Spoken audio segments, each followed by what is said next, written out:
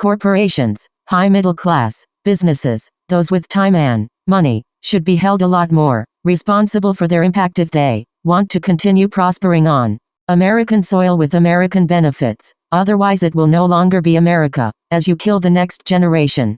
How? Well, let's just take my situation in consideration. I owe rent, credit fees, and utilities, all of which charge me an upwards of $50 continuously, sometimes per day or each month. If I can get help, I will have to get help from the rental assistance program.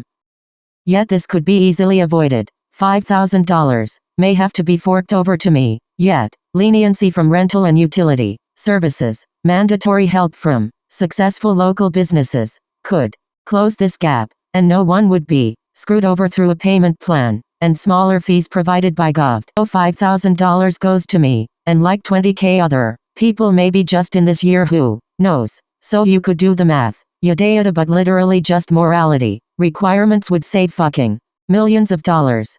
You could set up programs that further help the landlord, such as the landlord providing materials such as paint to further increase home value. You could probably even set up a fair work act that allows the tenant to do small chores and side jobs for you outside of their home. It could also be mediated by the government, therefore accessing new rights to different worker rights, so there may be no compensation if there was injury during work for the landlord. Tax deductions for the landlords. You could also require 2 months of rent instead of a down payment upon signing lease, which can legally be used for any grace periods you may need. 2-month lease deposit would be required to be resourced again after a 2-month period to ensure a fountain type of cushion funds.